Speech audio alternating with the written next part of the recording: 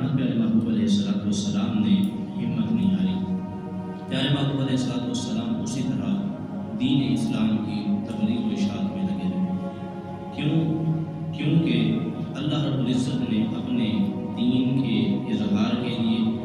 اور اپنے پیارے محبوب محمد مصطفیٰ صلی اللہ علیہ وآلہ وسلم کے اعزاز کے لیے اور جو رب ذوالجلال نے پیارے محبوب سے وعدہ کیا تھا اس کی وفا کے لیے اسلام کا بول بالا فرمانا تھا۔ اب تاجدار کائنات پیارے محبوب علیہ السلام نے کیا کیا کہ ہر سال حج کے موقع کے اوپر باہر سے لوگ مکہ کے اندر حج کرنے کے لیے آتے ہیں۔ تو پیارے محبوب علیہ السلام اب مکہ والوں کو تو اسلام کی تبلیغ فرما رہے تھے، لیکن ان لوگوں نے اسلام کو قبول نہیں کیا۔ لیکن اب حضور نے کیا کیا کہ جب وہ لوگ حج کے لیے آئے، کعبہ کے طواف کے لیے آئے، عمرے کے لیے آئے، تو پیارے محبوب علیہ السلام جو ہے ان سے ملنا شروع ہوئے۔ تو قبیلہ بنو خزرج سے، قبیلہ خزرج کے چند لوگ جو ہیں حج کے لیے آئے، تو حضور صلی اللہ علیہ وسلم جمرہ عقبہ کے مقام کے اوپر جو ہے ان لوگوں سے ملے، اور حضور صلی اللہ علیہ وسلم نے ان سے کہا کیا تم میرے پاس بیٹھو گے؟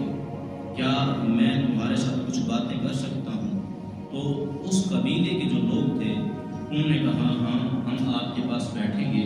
اور ہم آپ کی باتیں بھی سنیں گے۔ تو پیارے محبوب علیہ السلام جو ہے ان کو لے کر بیٹھ گئے۔ تو جب وہ بیٹھے تو پیارے محبوب علیہ السلام نے انہیں رب ذوالجلال کے جو ہے جو اسلام لے کر آئے تھے، پیارے محبوب علیہ السلام نے جو ہے ان پر اسلام کو پیش کیا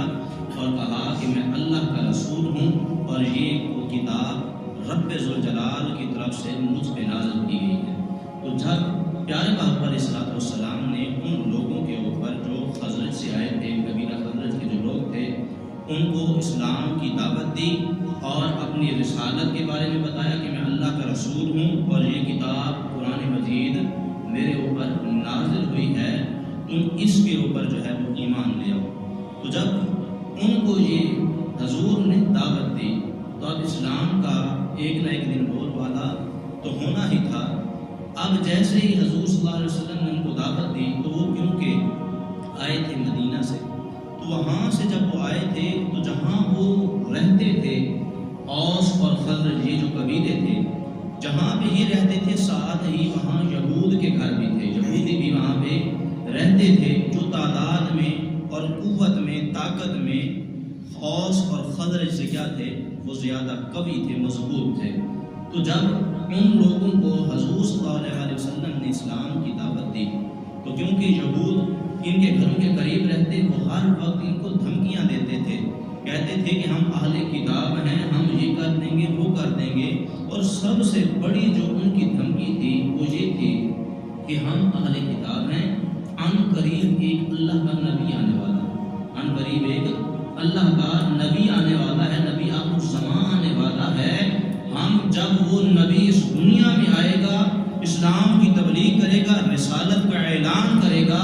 ہم جو ہے اہل یہود جو ہے اس کی تائید کر کے اس کے ساتھ مل جائیں گے، اور اس کی تائید کے اندر جانے کے بعد ہم اوس و خزرج کو اس نبی کے ساتھ مل کے جو ہے ختم کر دیں گے۔ وہ یہ دھمکیاں دیتے تھے، تو فرمایا یہ دھمکیاں ان کے کانوں میں پہنچ چکی تھی۔ تو جیسے ہی حضور صلی اللہ علیہ وسلم نے خزرج کے لوگوں کو اسلام کی تبلیغ کی تو جو صفات اہل یہود حضور کے بارے میں بیان کرتے تھے، تو ان صفات جو انہوں نے سنی ہوئی تھی یہودیوں سے، وہ صفات حضور صلی اللہ علیہ وسلم کے اندر پائی۔ تو جیسے ہی وہ صفات پائیں تو وہ مشورہ کرنے لگے، کہنے لگے کہ اگر ہم نے اسلام قبول نہ کیا اور ہم نے اس نبی کی تائید نہ کی تو یہود جو ہیں وہ ہم سے سبقت لے جائیں گے، اور وہ اسلام قبول کر کے اس نبی کے ساتھ ہو کر جو ہے وہ کیا کریں گے، ہمارے اوپر حملہ کریں گے اور ہمیں ختم کر دیں گے۔ تو ہمیں جو ہے یہود کو سبقت نہیں لینے دینی، ہم اسلام قبول کر لیتے ہیں۔ تو فرمایا کہ ان لوگوں نے جو وہاں پہ موجود تھے، خزرج کے 6 لوگ تھے، وہاں اسی مقام پر ہی حضور صلی اللہ علیہ وسلم نے جب اسلام کی دعوت دی، انہوں نے اسلام